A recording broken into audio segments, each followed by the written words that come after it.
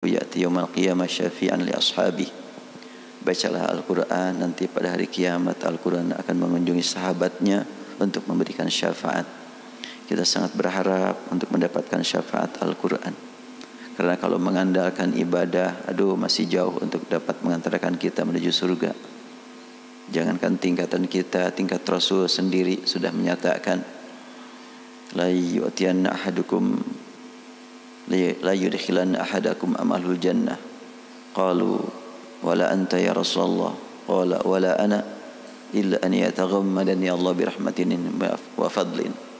Rasul menegaskan, tidak ada seorang pun dari kamu punya jaminan amal yang mengantarkan kamu menuju surga.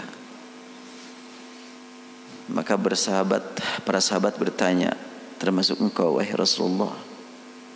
Rasul menjawab, ya, termasuk aku. Hanya saja aku sudah dijamin oleh Allah masuk surga dengan rahmatnya, dengan karunia-Nya. Jelas kalau Rasulullah, jangankan Rasul, sahabat saja sudah dijamin untuk masuk surga, apalagi Rasulullah sebagai guru pertama mengantarkan manusia menuju surga Allah. Salah satu upaya kita agar kita meraih syafaat Al-Quran, kita mengkaji insyaAllah pada pagi hari ini sesuai dengan upaya saya. Baru nyampe di sini bahasan nulis nih surat Al-A'raf ayat 82. Tadi subuh, tadi pagi sebelum ke sini saya bahas ayat 83. Saya bacakan dulu sekilas. A'udzubillahi minasyaitonir rajim.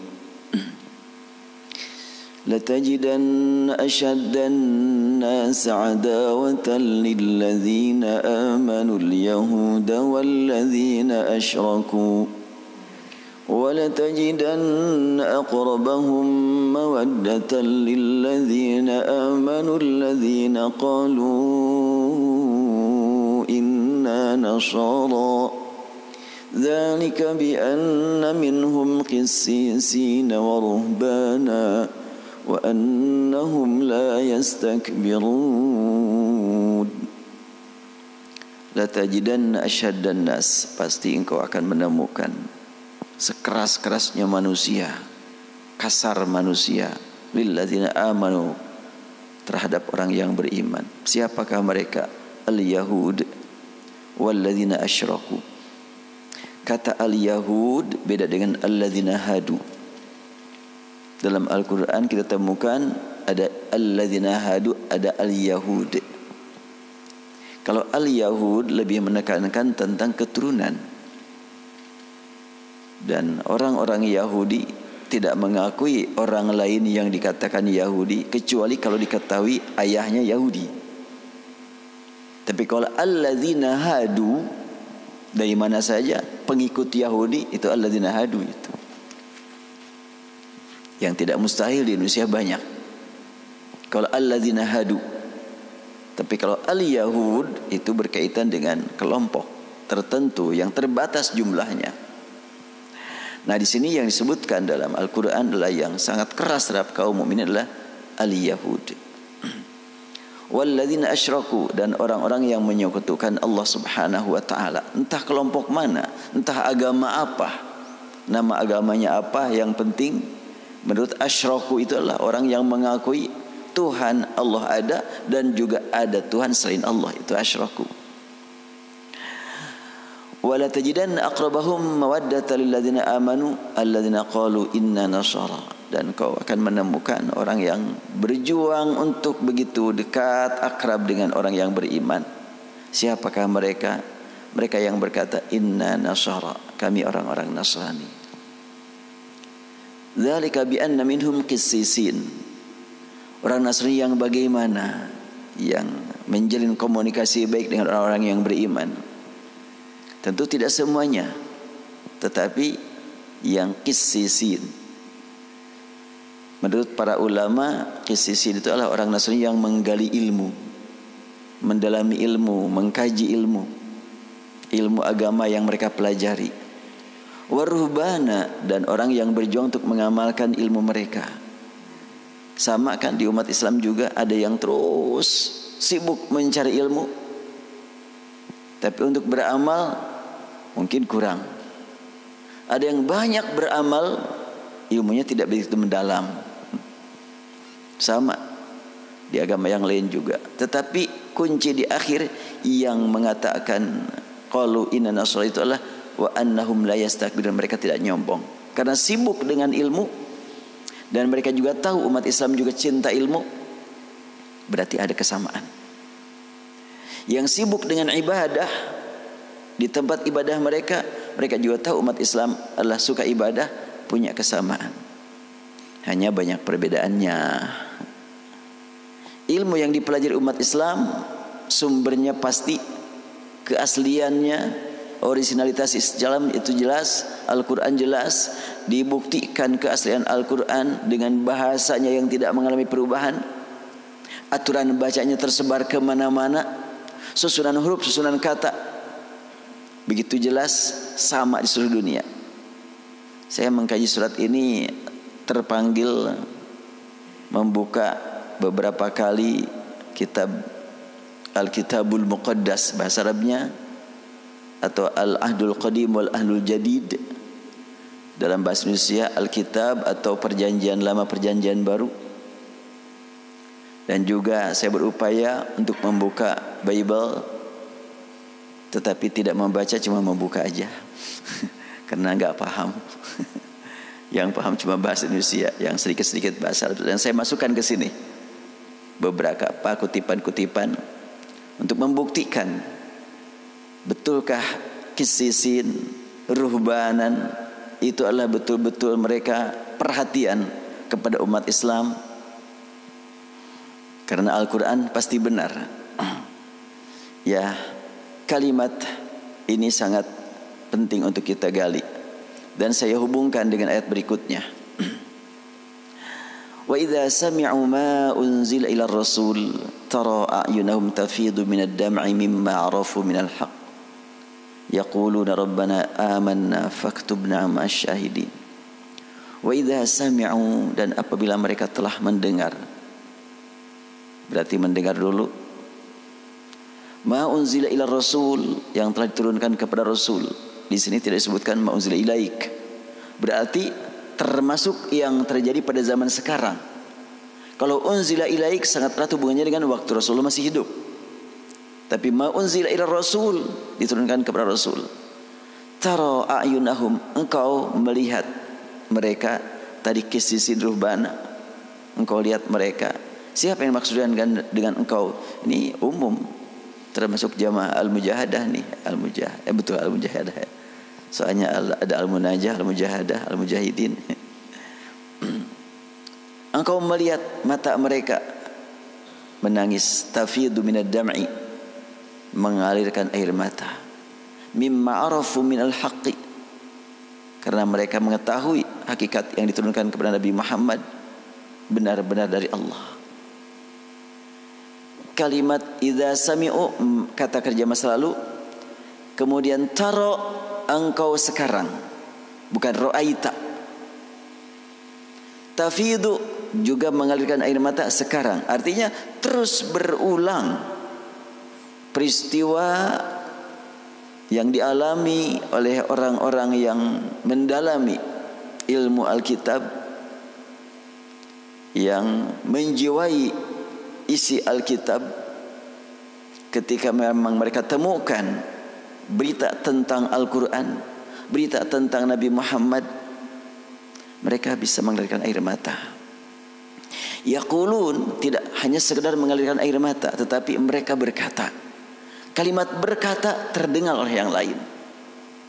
Dan kata yaqulun sekarang, bukan masa lalu. Berarti sekarang terus. Sejak zaman diturunkan Al-Quran sampai sekarang terus berlangsung, berulang terus. Mereka berkata, Rabbana amanna, wahai Rabb kami beriman. Faktubna ma'asy syahidin. Kalimat yaqulun berarti memang ikrar, terdengar, dan yaqulun orang banyak. Dan terbukti saat ini. Ya, kalau kita lihat di media sosial, terkadang ikrar menyatakan keislaman sampai sekian ratus orang. Jelas sekali itu. Dan kalimat Rabbana amanna, mereka langsung menghadap kepada Allah. Dan kalimat amanna faktubna ma'asyahidin, mereka betul-betul ingin memisahkan diri dari lingkungan semula, ingin bergabung dengan masyarakat muslim. Jadi yang dimaksud dengan qisisin ruhbanan adalah orang yang benar-benar membaca Alkitab, membaca perjanjian lama, perjanjian baru, dan dijiwai oleh mereka. Sebab walaupun sudah disebut oleh sekian banyak orang, banyak perubahan-perubahan, tapi kelihatannya masih ada yang tersisa, yang aslinya masih ada. Dan saya pun ya memasukkan beberapa kutipan ke sini. Cuma untuk ayat ini saya masukkan satu. Mana ya, belum masuk barangkali. Oh, ini dia. Ini berita tentang Nabi Muhammad dalam Alkitab Yesaya 29:12. Dan apabila kitab itu diberikan kepada seorang yang tidak dapat membaca, dengan mengatakan, baiklah baca ini, maka ia menjawab, aku tidak dapat membaca. Ini Iqra bismi rabbikal ladzi khalaq. Jelas sekali. Tentu ketika membaca ayat ini, oh iya, jadi benar tuh Muhammad kan gitu. Kemudian tentang kerasulan Isa, jelas sekali. Mereka tahu bahwa Nabi Isa itu adalah Rasul, bukan Tuhan. Ini dalam kisah para Rasul. Hei orang-orang Israel, dengarlah perkataan ini. Yang aku maksudkan ialah Yesus dari Nazaret, seorang yang telah ditentukan Allah dan yang dinyatakan kepadamu dengan kekuatan-kekuatan dan mukjizat-mukjizat dan tanda-tanda yang dilakukan oleh Allah dengan perantaraan Dia di tengah-tengah kamu, seperti yang kamu tahu. Ini jelas bahwa Nabi Isa adalah seorang Rasul. Maka dengan demikian kita saksikanlah dalam media sosial begitu banyak orang-orang yang berikrar masuk Islam dari waktu ke waktu terus-terusan. Dan saya barusan sebelum ke sini membaca dialog Idris Taufik dengan Yusuf Islam, seorang vokalis terkenal di UK kan, masuk ke masjid besar.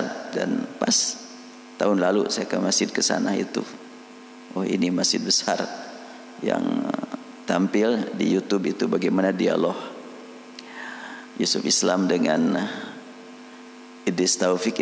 Idris Taufik ini nama barunya, ini nama asalnya nggak disebutkan.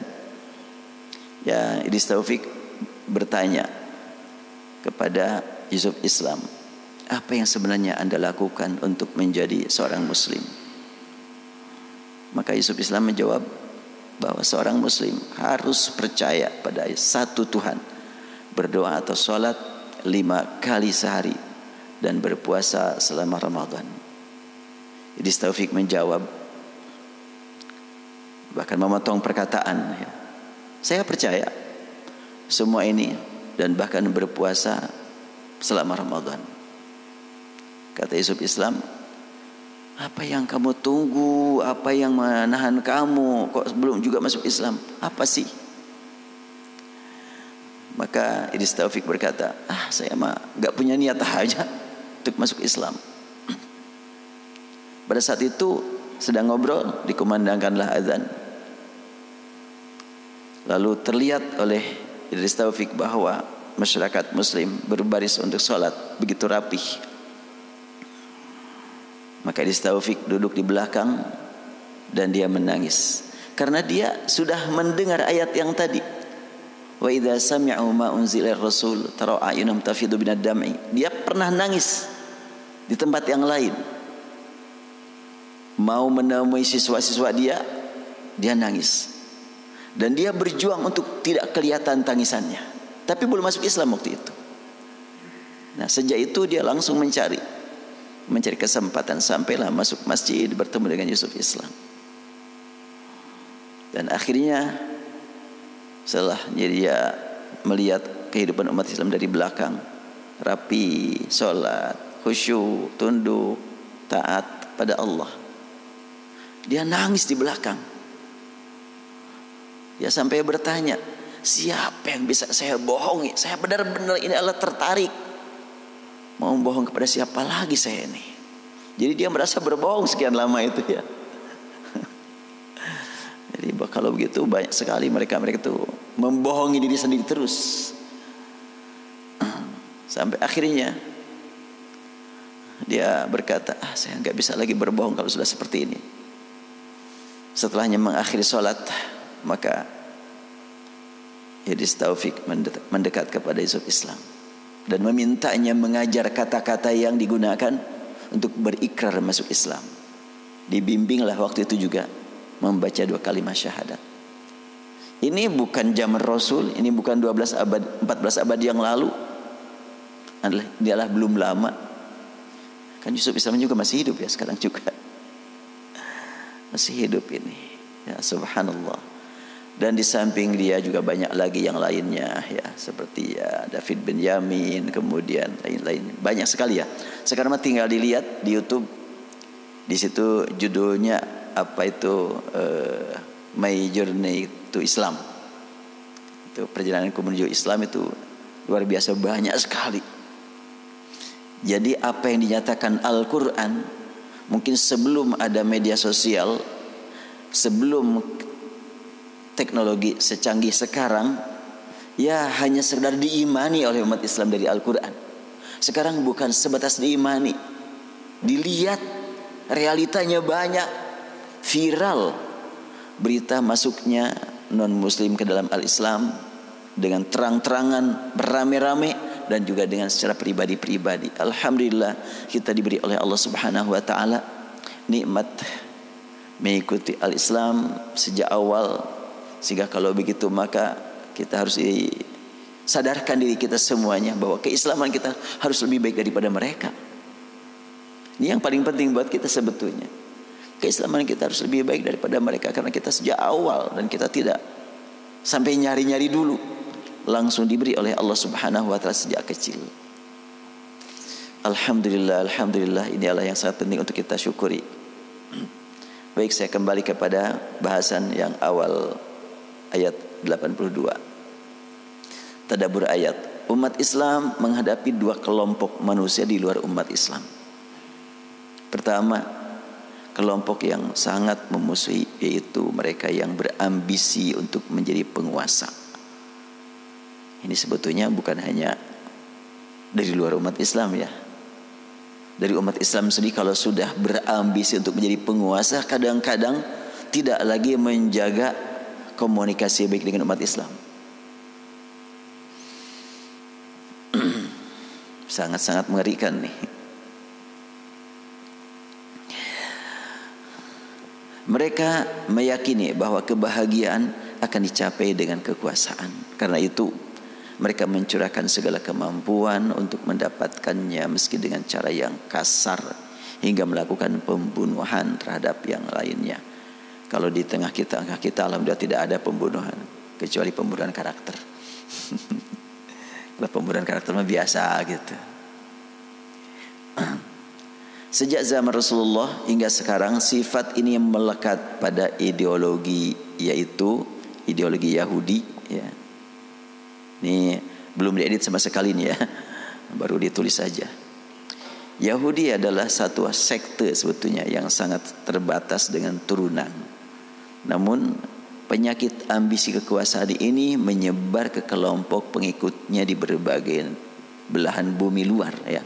Keduanya melakukan kekerasan terhadap umat beriman karena meyakini bahwa mereka tidak mampu mencapai kebahagiaan dan tidak akan merasakan aman jika bertetangga dengan orang beriman, walaupun orang beriman tidak pernah mengganggu mereka. Saya pernah membaca buku judulnya Al-Islam. Di situ ada ungkapan seorang misionaris yang bertugas di Timur Tengah bernama Zuaibar. Dia berkata di depan kader-kadernya, kalian jangan berharap besar umat Islam pindah kepada agama kita. Jadi apa yang harus kita kerjakan? Tugas kita adalah mengeluarkan mereka dari Islam. Sudah cukup. Gak usah pindah kepada agama kita. Tapi yang paling penting mereka meninggalkan agama Islam. berarti memang merasakan mereka terancam dengan bertambahnya umat Islam terus-menerus. Dan di beberapa negara diketahui bahwa, ya termasuk di Rusia kan, banyak non-muslim yang kalau punya anak cukup satu. Sedangkan umat Islam anaknya 3, 4, 5. Bahkan saya masih ingat santri saya diantar oleh ibunya. Ibunya saya kenal memang sejak kecil, tetangga saya. Bilang, ini Ustadz, anak saya nomor 16 katanya. Nomor 16. Masih hidup sekarang ibu itu, si sehat. 16 anaknya. Dan memang suaminya lah cuma satu istrinya. Subhanallah. Saya masih ingat dulu waktu masih nenek saya ada, saya hidup sama nenek. Saya sering diajak nenek untuk menengok si ibu itu. Setiap kali ke sana baru melahirkan. melahirkan. Nah, anak yang ke-16 itu adalah kemarin mondok di pesantren saya. Sekarang sudah nikah. Ini mungkin membuat orang non muslim bingung, kok ada gitu orang yang punya anak 16 dan sehat lagi. Ya Allah yang mengatur segala-galanya. Nah, dua kelompok yang memusuhi Islam, yaitu Yahud dan asyraku, orang yang menyekutukan Allah. Kalimatnya walladzina asyraku, orang-orang yang menyekutukan Allah adalah orang yang mengakui bahwa Allah ada dan Dia Tuhan. Namun di samping mengakui Allah ada dan Tuhan, juga mereka mengakui ada kekuatan, sumber rezeki selain Allah. Wah, kalau begitu banyak sekali. Bukan cuma penyembah berhala di masa lalu, tapi para penyembah selain Allah saat ini, itulah asyraku. Dan itu sebetulnya yang paling banyak memusuhi umat Islam. Sangat-sangat jelas sekali bagi kita semuanya bahwa yang dimaksud dengan asyraku dari berbagai agama. Dan Al-Quran tidak menyebut satu persatu nama agama di dunia, tapi cukup asyraku. Adapun al-Yahud, an-Nasr bukan nama agama kan? Saya cari kata Nasrani dalam Alkitab cuma satu ditemukan, dan bukan nama agama, tapi nama sekte. Demikian juga Kristen, bukan nama agama, tapi nama sekte juga. Artinya dalam Alkitab, dalam Alkitabul Muqaddas, atau dalam Al-Injil, atau dalam Perjanjian Lama, Perjanjian Baru, tidak saya temukan, wallahu alam, tidak saya temukan agama Kristen, agama Nasrani, tidak saya temukan.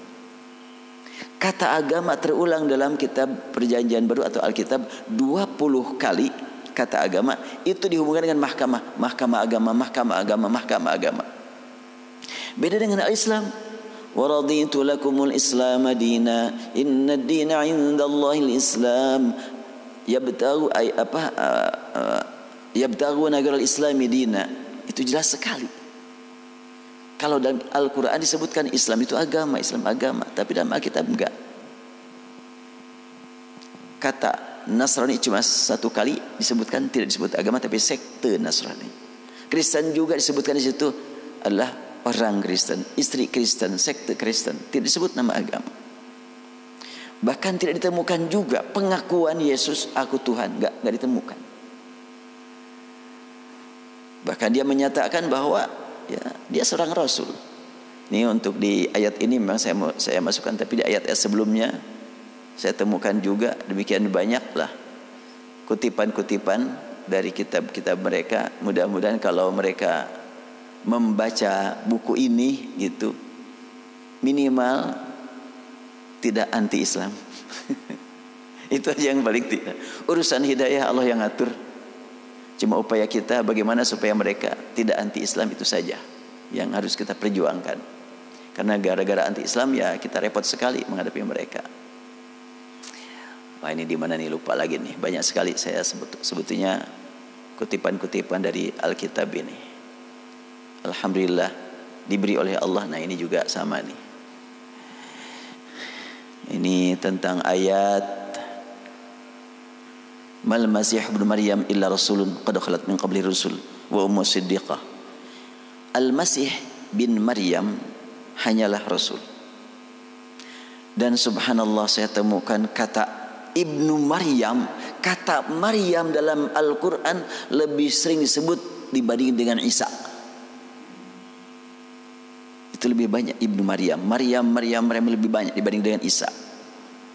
Artinya Al-Quran menjelaskan tentang hakikat seorang wanita, disebut namanya dengan jelas, bahkan ayahnya sebut, yaitu keluarga Imran, satu orang wanita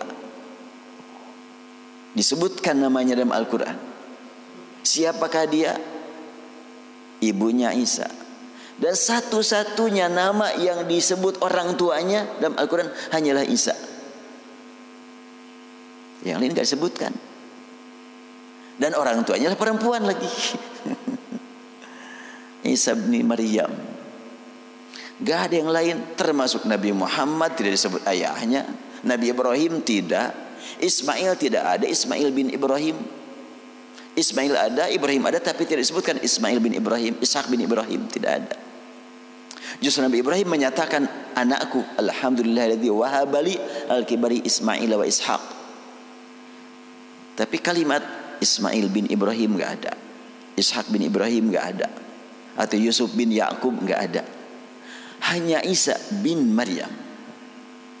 Ini menegaskan bahwa Al-Quran mengajarkan kepada dunia, kepada manusia di seluruh dunia, satu-satunya nama laki-laki yang disebutkan orang tuanya adalah perempuan, itulah Isa bin Maryam. Dan Maryam satu-satunya nama perempuan yang disebut dalam Al-Quran, yaitu ibunya Isa.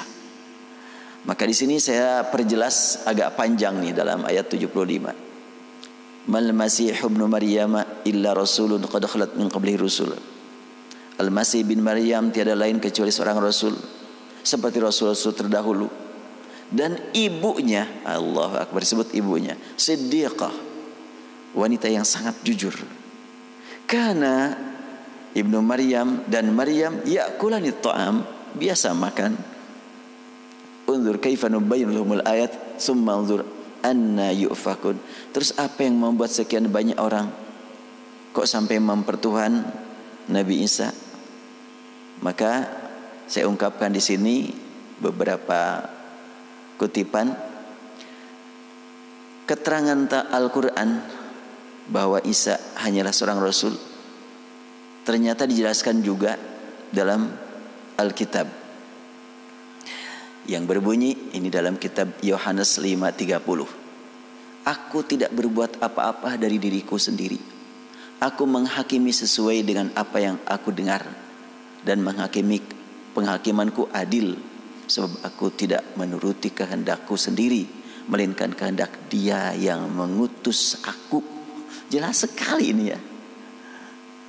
Dalam Alkitab itu Nabi Isa adalah utusan.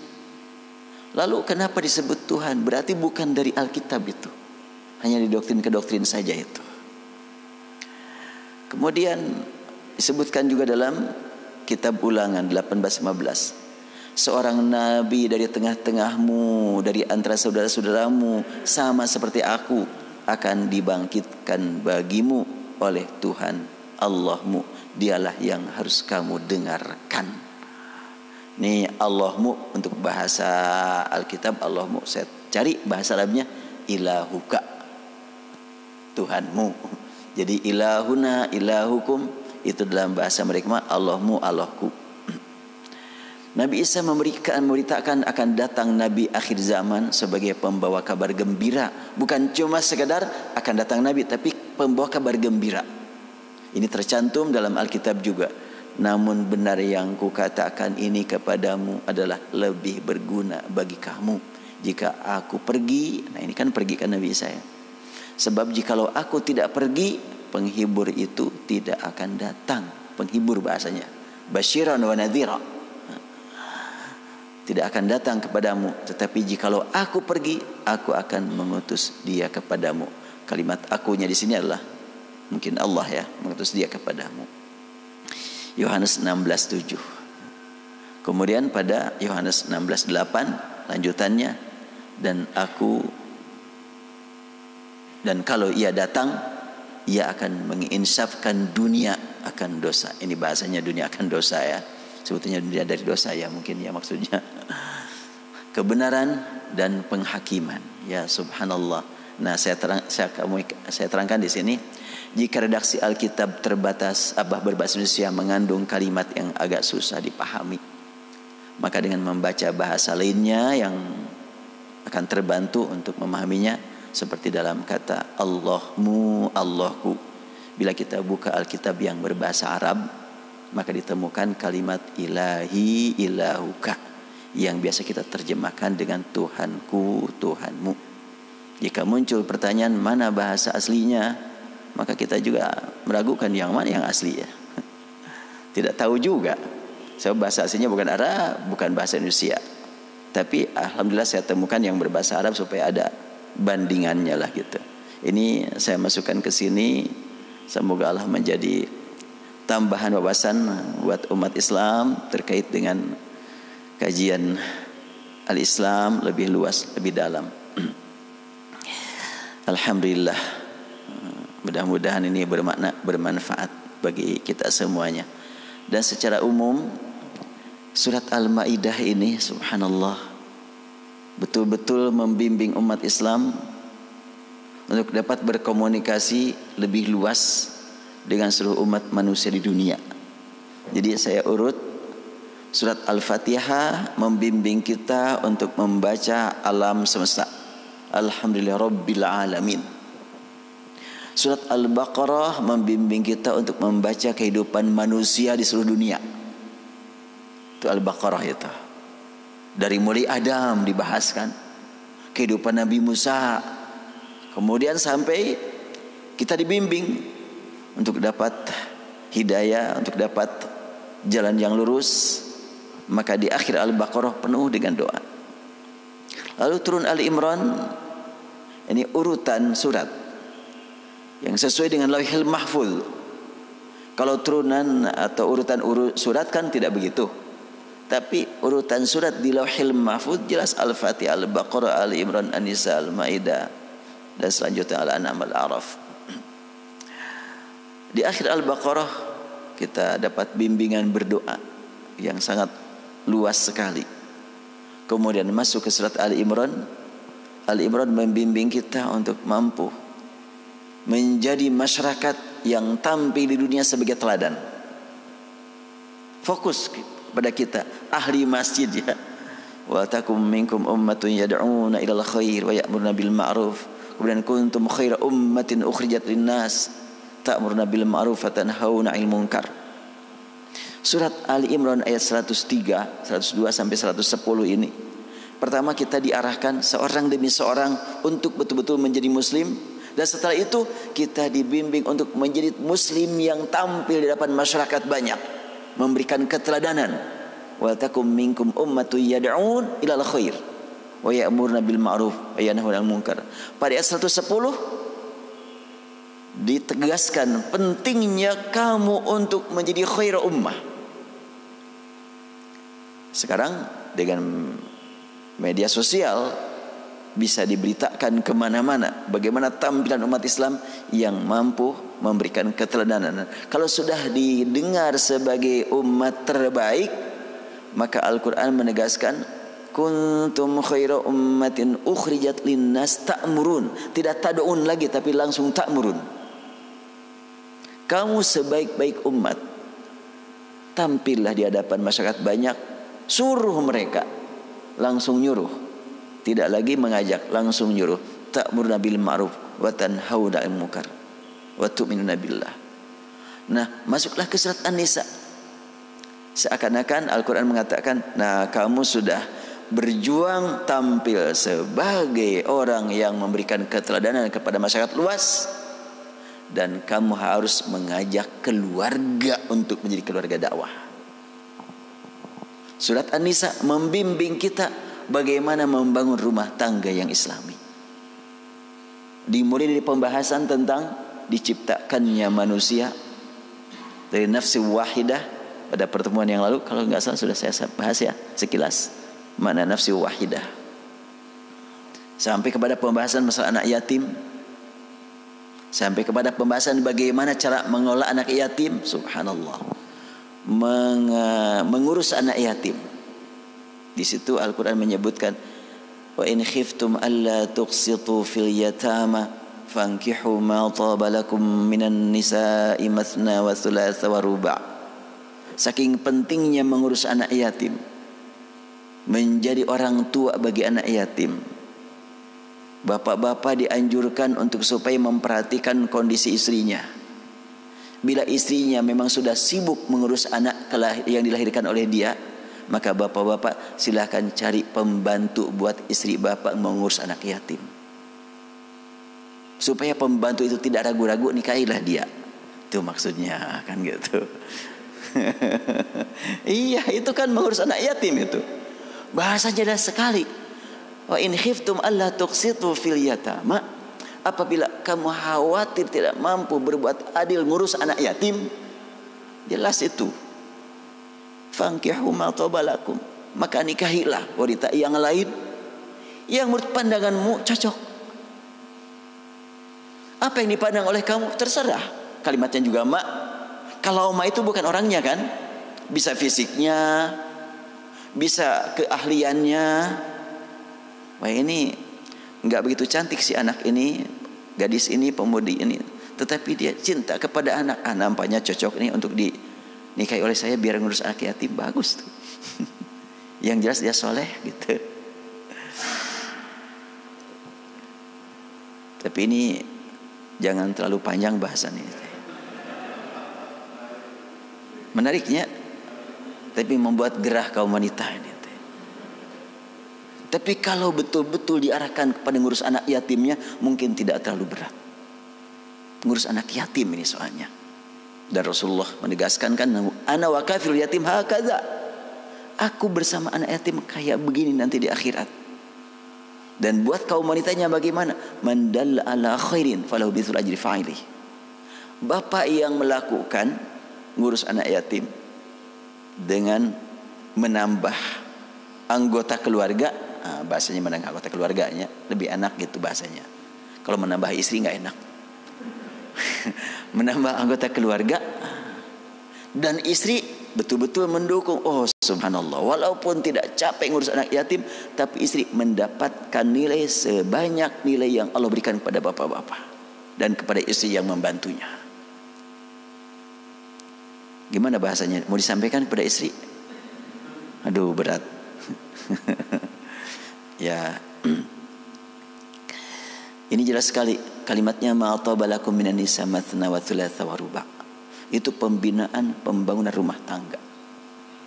Dan setelah itu, bila anak-anak yatim ditinggal wafat oleh ayahnya membawa warisan, nah inilah yang akan bertanggung jawab tentang urusan harta warisan itu. Bila anak yatim sudah dewasa, sudah mau nikah, berikan itu harta kepada mereka. Sampai sedetil itu Islam mengajarkan kita bagaimana membangun rumah tangga.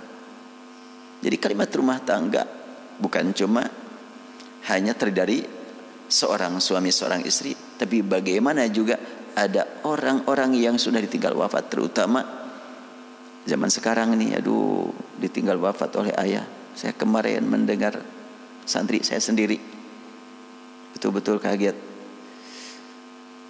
Ditinggal wafat oleh ibunya, dan ibunya di Riau, santri di saya. Kemudian disebutkanlah kepada santri ini, kalau kamu mau pulang ke Riau, ya tentu kami tidak akan bisa menghalangi, harus mendukung. Tapi tentunya belum tentu bisa.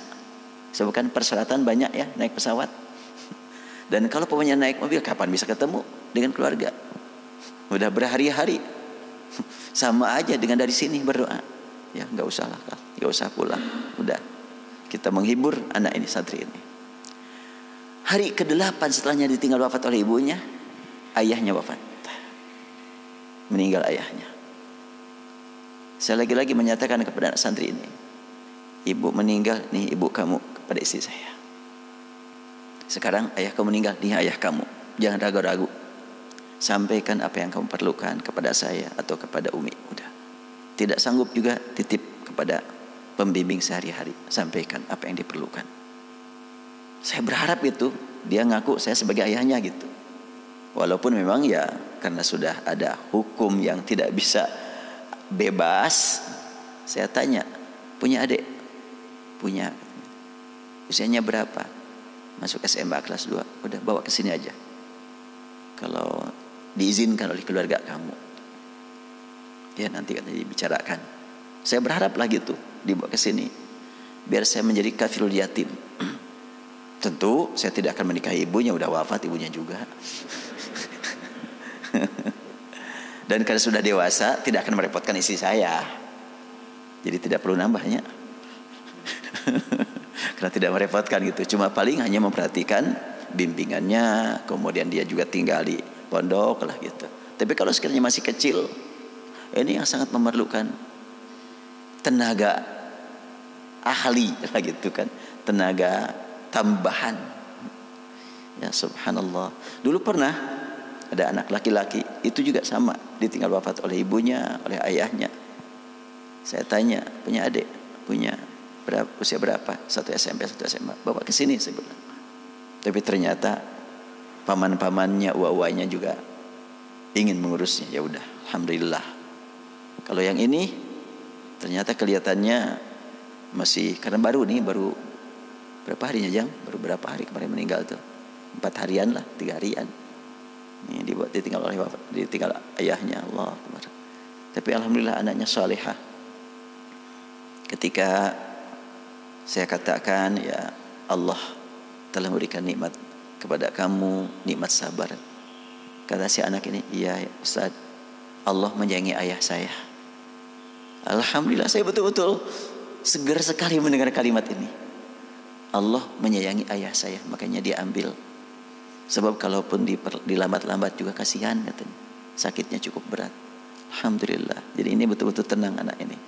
Walaupun saya tanya kepada teman-temannya ya seharian 2 hari dia kelihatan lagi tuh murung terus. Ya udah tinggal oleh ayah dan ibunya. Nah kondisi seperti ini kan harus diperhatikan gitu. Makanya Al-Quran sudah membimbing kita melalui surat An-Nisa. Dan di dalam surat An-Nisa juga diungkapkan komunikasi dengan non-muslim. Banyak sekali dalam surat An-Nisa. Alhamdulillah diberi nikmat oleh Allah Subhanahu wa taala, nikmat membaca ayat Al-Qur'an. Inilah karunia yang terbesar buat kita semuanya. Mungkin ada yang mau disampaikan dari Bapak dan saudara-saudara yang terkait dengan masalah ini. Kalau ada yang mau ditanyakan bagus juga biar kita dialog tidak monoton terus nih. Maka kalau ada usulan gitu barangkali untuk buku yang saya tulis ini harus bagaimana gitu ke depannya. Atau di sini ada yang mau menginfakkan waktunya untuk ngedit. Enggak, saya mah enggak akan menginfakkan waktunya tapi infakkan hartanya, alhamdulillah. Mungkin akan segera dicetak gitu. Karena ini akan saya wakafkan, buku ini saya wakafkan untuk pesantren Al-Quran. Sebagaimana yang sudah juga saya pernah tulis buku berjudul Mu'jizat Al-Quran dan Tafsir Qiraat. Itu dicetak 2000 eksemplar dan sudah habis. Ada yang dijual, ada yang diinfakkan, dibagikan, dan harta yang hasil penjualan langsung masuk ke kas pesantren. Karena sudah saya nyatakan ini wakaf, bukan karya ilmiah tapi karya intelektual ya bahasanya yang begini. Semoga menjadi wakaf saya buat masa mendatang. Dan ini alhamdulillah sudah tadi malam baru menyelesaikan juz 6 tadi malam. Sekarang masuk ke juz 7. Yaitu Data Jidan Na'asya dan Nas, ini adalah juz ke-7. Alhamdulillah sudah juz 1 sudah siap naik cetak. Tapi saya juga memohon kalau ada informasi dari Bapak di mana percetakan yang bisa berdakwah gitu sehingga harganya tidak terlalu tinggi. Ya paling tidak percetakan jangan rugi gitu sajalah. Ngambil untung sedikit. Karena sekarang ini setelahnya disiapkan untuk dicetak 446 halaman jadi satu, itu juz 1 446 halaman. ternyata minta per eksemplarnya 140.000 itu. Berapa dijualnya ya? Kalau pembayarannya ini terlalu tinggi, tapi memang belum ketemu katanya dengan direkturnya. Kalau dikasih warna, kalau tidak dikasih warna 109.000. Ya cukup berat menjualnya, harus berapa gitu. Sedangkan kalau tidak dijual dibagi-bagikan ya gak akan bisa nyetak lagi. Dan apabila keuntungan ada, saya sudah nyatakan di keluarga juga ini adalah untuk pesantren. Ya mungkin kalau ada bapak-bapak yang punya informasi tentang percetakan yang dapat dihubungi untuk bisa membantu penerbitan buku ini. Mudah-mudahan bermakna, bermanfaat bagi kita semuanya.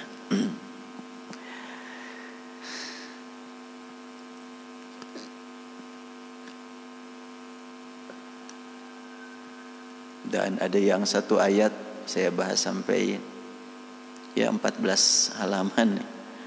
Nah, ayat 77 ini panjang nih.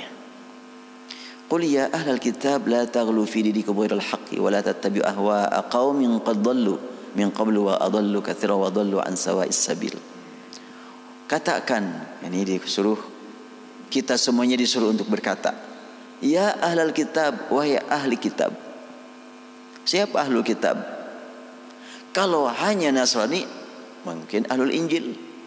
Kalau hanya Yahudi, ahlul Taurah. Tapi ahlul kitab tentunya tidak dibatasi kepada orang dulu saja, termasuk pemegang Al-Quran, pembaca Al-Quran. Ya ahlul kitab, la taghlu fi dinikum ghairal haqqi. Kamu jangan berlebihan dalam masalah agama. Dulu berlebihan dalam masalah agama, memang ada yang sampai mempertuhan Nabi, itu berlebihan. Ada yang membunuh Nabi, itu berlebihan. Berlebihan ke depan, berlebihan ke belakang, yang dalam bahasa Arabnya disebut tafrid dan ifrat. Tafrid ke belakang, ifrat ke depan. Ketika kita tafrid dalam larangan, ifrat dalam perintah. Ketika kita ifrat dalam larangan, pasti tafrid dalam perintah. Artinya itu yang disebut dengan berlebihan. Umpamanya sekarang, berlebihan dalam membahas perintah Allah, beramal baik, laksanakan perintah Allah, perintah Rasul, dan berbanyak-banyak beramal baik. Ketika sampai kepada pembahasan beramal baik, yang penting baik, walaupun tidak ada larangan, tidak ada perintah, tidak ada aturan, baik yang penting. Akhirnya mereka berdoa bersama non muslim di gereja. Baik kan? Oh, baik, tapi nggak benar kan? Itu adalah al-ghulu fi dinikum. Toleransi katanya. Itu baik, tetapi al-ghulu, berlebihan. Ada lagi gulu dalam larangan. Sekian banyak dilarang semuanya. Bid'ah, dolalah semuanya. Ini gulu fi dinikum. Maka bahasan ayat ini cukup panjang nih.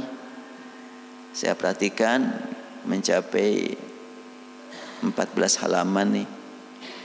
Sehingga pembaca ayat ini harus bersabar nih. Saya masukkan juga antara lain ya kutipan-kutipan dari agama lain juga, termasuk juga dari hadis, sampai kepada bahasan kullu bid'atin dhalalah dibahas di sini. Jadi saya dulu pernah nulis buku menulis tapi belum dicetak. Judulnya adalah Fikih Kontroversi. Itu sampai 700 halaman di dalam halaman besarnya. Berarti kalau dibukukan bisa mencapai 1000 halaman lebih ya. Tapi belum saya cetak. Itu sudah lama ditulis.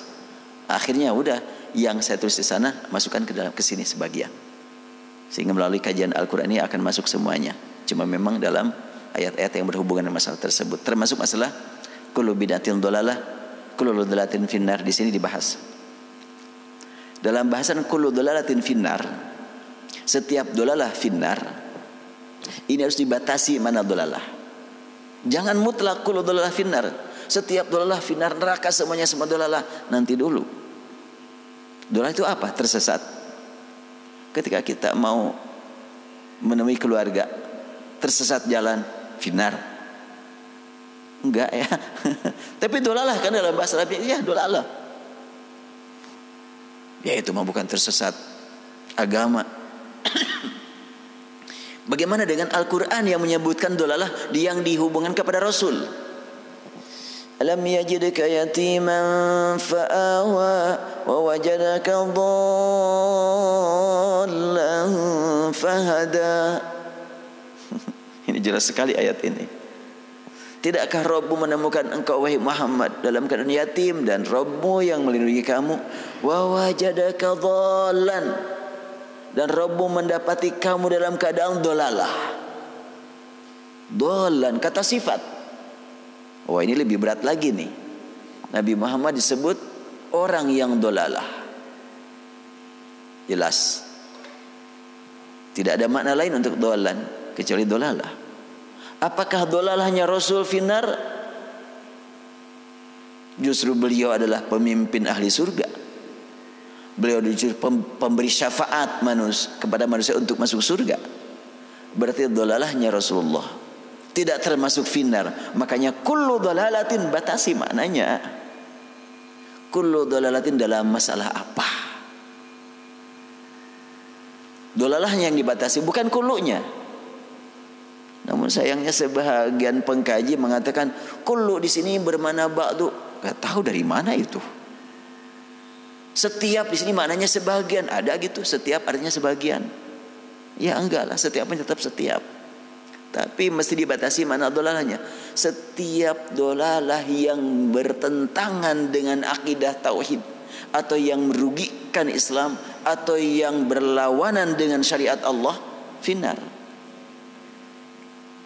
Tapi kalau dolalah yang tidak bertentangan dengan syariat Allah, yang enggak finar. Dolalah seperti apa? Dalam surat Al-Baqarah ayat 282. Ini berarti kajian sekarang kajian bedah bukunya. Ngacak ke sana kemari nih. Bedah buku ini namanya nih. Bukan kajian. Habis enggak diminta judul jadi ngacak-ngacak nih. Nah, dalam surat Al-Baqarah ayat 282. Fa illam yakuna rajulaini farajulun wa imra'atani mimman tardawna minasy syuhada'i an tadilla ihdahuma fatudzakkira ihdahuma al-ukhra. Dalam surat Al-Baqarah ayat 282 disebutkan tentang bagaimana cara transaksi yang islami. Ada saksi, ada yang mencatat. Bila ini transaksi besar-besaran ya. Ya kalau transaksi beli bakso mah gak usah lah pakai saksi. Tapi kalau transaksi beli rumah, beli tanah, ini harus ada saksi. Saksinya siapa? Rajulain, dua orang laki-laki yang betul-betul kamu kenal kejujurannya, kesolehannya, kebaikannya. Ya cuma ada satu orang laki-laki nih. Tapi perempuan mah banyak. Panggil dua orang perempuan menggantikan posisi seorang laki-laki. Kenapa kok kalau perempuan harus dua orang? Al-Quran menyebutkan, fa illam yakuna rajulaini farajulun wa imra'atan. Satu laki-laki tambah dua orang wanita. Kenapa dua orang wanita? Antadilla ihdahuma fatudzakkira ihdahuma al-ukhra. Bila salah seorang dari perempuan mengalami dolalah, ini fatudzakkira, maka yang lainnya mengingatkan dia. Berarti dolalah di sini lawannya ingat. Kalau begitu dolalah di sinilah lupa. Tapi Al-Quran menyebutkannya dolalah karena urusan hukum nih. Berarti betul-betul harus diperhatikan, jangan sampai dibiarkan lupa. Ini bisa menyesatkan, bisa membawa kepada kesesatan umat. Allah gunakan kalimat antadilla, bukan antansa. Lupakan tansa. Atau intansa fatudzakir ihdahumal ukhra. Tapi enggak di sini. Antadilla ihdahuma, bukan antansa ihdahuma, tapi antadilla ihdahuma. Artinya setiap dolalah yang bagaimana yang masuk neraka. Tidak semua dolalah dalam arti yang luas, mutlak, tapi ada batasan makna dolalah. Bila sudah dipahami makna kullu dolalatin finnar, maka pasti lebih mudah dipahami lagi makna kullu bid'atin dolalah. Kalau bid'ah adalah jangan secara mutlak bid'ah. Semua yang baru tanpa contoh dolalah semuanya. Ya, kehidupan kita ini sehari-hari tanpa contoh terus. Ini pakai mic, pakai pengeras suara, pakai rekaman. Gak ada contoh ini. Oh, ini mah bukan urusan ibadah. Baik. Kalau bagi kami urusan ibadah semuanya juga. Biar orang berkata itu bukan urusan ibadah. Kita mah jelas urusan ibadah semuanya ini. Kalau bukan urusan ibadah jangan di masjid nih. Kalau bukan urusan ibadah, ini kita di masjid. Pengajian di masjid, ibadah semuanya, mikrofon, pakai rekaman ibadah semuanya. Ini tanpa contoh semuanya juga. Lebih spesifik lagi adalah tulisan Al-Quran dengan tanda-tanda yang begitu lengkap saat ini. Ada fathah, ada kasrah, dhamma, tasydid, kemudian ada tanda amad. Oh, itu semuanya adalah tidak ada contoh zaman Rasul. Ini khusus masalah Quran. Lalu orang berkata, oh itu jangan dikatakan masalah ibadah, itu masalah mursalah. Itu masalah mursalah dari mana istilah itu? Bid'ah juga itu teh. Gak ada zaman Rasul istilah masalah mursalah, gak ada. Tapi kalau sepakat para ulama, enggak sepakat. Coba Imam Malik yang menggunakan istilah masalah mursalah, yang lain mah enggak.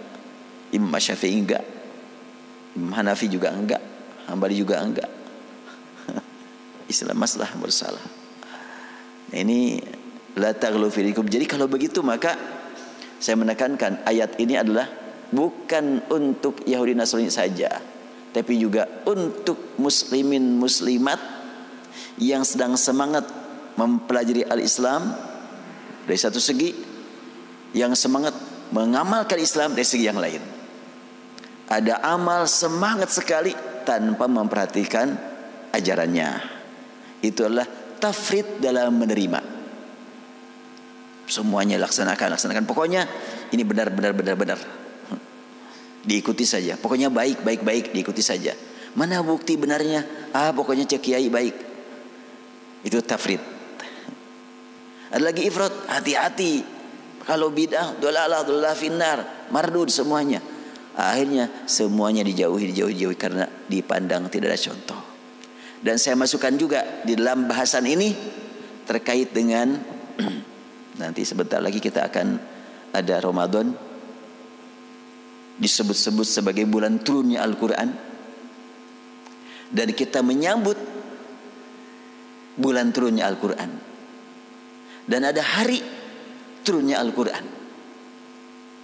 Ada nuzul Quran kepada Rasul, ada nuzul Quran ke sama'id dunia. Ke sama'id disebut Lailatul Qadar, kepada Rasul sering dihubungkan dengan 17 Ramadan. Dan itu suka diperingati. Itu namanya hari ulang tahun turunnya Al-Quran. Hud itu teh. Ketika ada orang yang berkata enggak boleh hari ulang tahun, itu adalah budaya orang luar itu. Man tasyabbaha biqaumin fahuwa minhum. Siapa yang menyerupai orang lain termasuk dia. Ngeri juga nih. Saya cari hadis man tasyabbaha biqaumin fahuwa minhum, ternyata lemah itu. Tapi sangat populer kan? Siapa yang menyerupai satu kaum, maka kaum tersebut. Para ulama hadis menyatakan lemah kecuali satu yang menyatakan sahih, hasan sahih, yaitu Syekh Albani. Ibnu Hajar Al-Asqalani menyebutkan matruk, munkarul hadis. Imam Ahmad bin Hanbal juga menyebutkan termasuk munkarul hadis. Di situ Abda Ibnu Thauban. Demikian juga Az-Zahabi menyebutkan majhul, perawinya tidak dikenal. Tapi itu yang paling sering itu diangkat.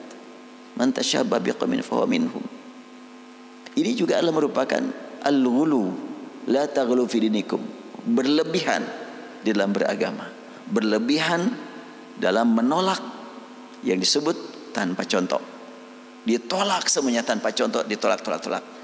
Padahal Rasulullah pernah tasyabuh bil qaum, Rasul sendiri. Jadi ketika saya temukan man tasyabbah biqaumin fahuwa minhum, siapa yang menyerupai satu kaum sama dengan kaum mereka, itu biasanya hanya muslim mengikuti non muslim kan? Tapi kalau non muslim mengikuti muslim enggak sebut itu. Kalau mau memahami hadis dan menerima hadis itu dengan secara mutlak, Silakan secara makna luas. Muslim meniru Kristen, oh Kristen dia. Kristen meniru Muslim, oh Muslim dia. Apa begitu? Kan enggak. Langsung saja diakui gitu sebagai Muslim. Dia sudah pakai sorban, sudah pakai peci, masuk pesantren, dicium tangannya oleh para santri. Ini tokoh pengusaha non Muslim datang ke pesantren minta dukungan. Wah, santri cium tangan sama dia. Haula wala quwwata illa billah. Nah, ternyata man tasyabaha biqaumin fahuwa minhum. Itu adalah bukan hadis sahih. Dan bertentangan dengan praktik Rasul-Rasul pernah menyerupai. Tapi tentu beda isi. Serupa tapi tidak sama. Bukankah tawaf sudah dilaksanakan oleh orang-orang musyrikin sebelum Rasulullah? Sa'i juga begitu. Bahkan ketika sahabat mau sa'i, lah di sini kan banyak patung dulu. Mereka sampai ragu-ragu. Turunlah Al-Quran. Inna safa wal marwata min sya'airillah. Faman hajjal baita aw i'tamara fala junaha alaihi an yatawafa bihima. Jelas itu kan. Nah, kapan Rasulullah menyerupai Yahudi? Ketika beliau sampai di Madinah. Maka pada hari ke-10 Muharram, orang-orang Yahudi pada ibadat saum. Maka Rasul bertanya, "Ma hadzal yaumul ladzi tasumuna?" Emang hari apa nih kok kalian pada saum? Orang Yahudi berkata, "Hadza yaumun azim." Ini hari yang sangat mulia, sangat agung. Yaitu najallahu Musa wa qaumahu wa gharaqa Fir'aun wa qaumah. Allah menyelamatkan Musa dan kaumnya dan menenggelamkan Fir'aun dan kaumnya. Fasawmahu Musa. Musa suka saum. Maka kami saum ikuti Nabi Musa. Itu orang Yahudi. Maka Rasul bersabda, "Nahnu ahaqqu wa aula bi Musa minkum." Kami sebagai penerima Al-Quran lebih berhak untuk melanjutkan kebiasaan Nabi Musa daripada kalian. Ini jelas. Kalimatnya juga ini kalau istilah tasyabuhnya tasyabuh banget ini ya. Dan hari ulang tahun banget ini, betul-betul. Hari ulang tahun jelas hari ke-10 Muharram. Enggak masalah hari ulang tahun. Kalau memang isinya diisi dengan ibadah. Yang tidak tepat mengikuti budaya mereka yang sangat merugikan akidah, merugikan ibadah, mengganggu umat Islam. Kalau memang berisi ibadah, ternyata ada. Ya, inilah makna la taghlu fi dinikum ghairul haqq wa la tattabi'u ahwa'a qaumin qad dhallu min qablu wa dhallu katsiran wa dhallu an sawa'is sabil. Ternyata al-ghulu, berlebihan dalam agama, ini adalah termasuk tattabi'u ahwa, ikut hawa nafsu juga ternyata. Banyak membela pribadi dan membela organisasi. Wah, ini kan organisasi kita harus begini, ciri khas ini berbeda dari yang lain. La haula wala quwata illa billah. Kenapa ciri khas kita enggak Islami, Qurani, Sunni, bukan organisasi? Kalau Qurani, Sunni sama dengan yang lain-lain. Demikianlah hamba-hamba Allah, sudah jam 6 lebih. Kita cukup sampai di sini. Insyaallah lain kesempatan kita bertemu lagi. Dan bukan depan masih, atau bulan depan masih Ramadan, atau sudah masih Syaban atau udah Ramadan? Sudah Ramadan ya bulan depan ya? Sudah Ramadan ya? Iya. Tapi nggak ada perubahan. Ya baik. Ya, kita mohon kepada Allah Subhanahu wa taala, semoga Allah berikan kepada kita nikmat hidup bersama Ramadan mendatang. Kita nggak tahu usia kita nih sampai nggak pada Ramadan. Dan kita tidak tahu Ramadan yang lalu masih terpelihara hasil ibadah kita atau sudah terhapus dengan perbuatan dosa. Ya Allah, ya Rahman, ya Rahim, ya Alim, ya Alim al-ghaibi wasyahadah. Lakal hamdu ya Rabbana wa lakal syukr. Shalli ala Muhammadin abdika wa rasulika an-nabiyil ummi wa ala alihi wa sahbihi wasallam. Ya Rabbana, ya Rahman, ya Tuhan kami. Telah berlalu sekian banyak Ramadan yang kami lalui, yang kami isi dengan ibadah saum, ibadah salat malam, tapi hanya Engkau yang Maha tahu. Adakah saum kami yang sesuai dengan aturan? Adakah salat kami yang sesuai dengan aturan? adakah ibadah kami yang sudah diterima oleh Engkau? Hanya Engkau yang Maha tahu. Rabbana, ya Tuhan kami, sekiranya ibadah kami yang sudah kami lalui sudah terhapus dengan dosa-dosa kami akhir-akhir ini, kami mohon ya Allah, Engkau ampuni dosa kami, Engkau hapuskan kesalahan kami, dan Engkau berikan kepada kami nikmat bertemu kembali dengan Ramadan mendatang ya Allah. Allahumma balighna Ramadan, Allahumma balighna Ramadan, Allahumma barik lana fi Ramadan. Ya Allah ya Rahman ya Tuhan kami, sekiranya Engkau berikan kepada kami kesempatan hidup bertemu dengan Ramadan mendatang, berilah kami Allah nikmat khusyuk ibadah, nikmat membaca Al-Quran, nikmat qiyamul lail, nikmat ruku, nikmat sujud, nikmat berkorban dengan harta dan waktu dan fikiran dan segala-galanya. Berikan kepada kami nikmat berinfak di jalan Engkau, dan berilah kami rezeki yang halal. Allahumma Rabbana, ya Tuhan kami, Engkau Maha tahu saat ini banyak sekali hamba-hambamu yang sedang dalam keadaan sakit. Di antaranya ada keluarga kami ya Allah yang sakit. Allahumma shfi mardana, Allahumma shfi mardal muslimin, Allahumma shfi mardana wa mardal muslimin. Allahumma Rabbannas, Rabbannas, Rabbannas mudhibal ba's, adbil ba'sa ya Allah, ishfi anta syafi, ishfi mardana wa mardal muslimin, innaka anta syafi la syafi'a illa anta, shifaan la yughadiru saqama.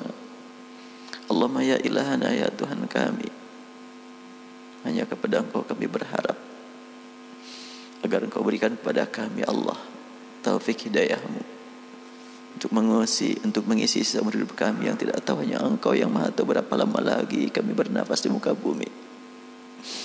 Ilahana ya Tuhan kami mohon Engkau berikan kepada kami jalan menuju husnul khatimah ya Allah, dan berikan kepada kami nikmat husnul khatimah ya Rahman, dan berilah kami nikmat bertemu dengan Rasulullah di akhirat nanti, dan pertemukan kami dengan Al-Quran untuk mendapatkan syafaatnya ya Allah.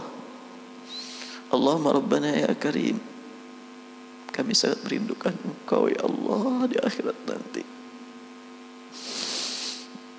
Walaupun kami susah khusyuk ibadah saat di dunia, kami mohon ya Allah, jangan Engkau haramkan kami untuk menatap wajah-Mu di akhirat ya Allah. Walaupun kami belum mampu mengikuti sunnah Rasul-Mu, kami mohon jangan Engkau haramkan kami untuk bertemu dengan Rasul-Mu ya Allah. Walaupun kami belum mampu dan tidak mampu berbuat baik kepada orang tua kami mohon jangan Kau haramkan kami bertemu dengan mereka di dalam surga-Mu ya Allah. Walaupun kami belum mampu memenuhi hak-hak keluarga kami, pasangan hidup kami dan anak-anak kami mohon Engkau kumpulkan kami dengan mereka dalam surga-Mu ya Rahman. Walaupun kami belum mampu memenuhi hak-hak guru-guru kami ya Rabbana, kami mohon Engkau pertemukan kami dengan mereka dalam surga-Mu ya Allah. Allahumma ighfir lil muslimin wal muslimat, Allahumma ighfir lil mu'minin wal mu'minat al-ahya minhum al-amwat, innaka sami'ud du'a. Rabbana atina fid dunya hasanah wa fil akhirati hasanah wa qina adzaban nar. Subhana rabbika rabbil izzati amma yasifun wa salamun alal mursalin alhamdulillah. Demikianlah yang disampaikan pada pagi hari ini, kurang lebih mohon dimaafkan. Wabillahi taufiq wal hidayah. Assalamualaikum warahmatullahi wabarakatuh.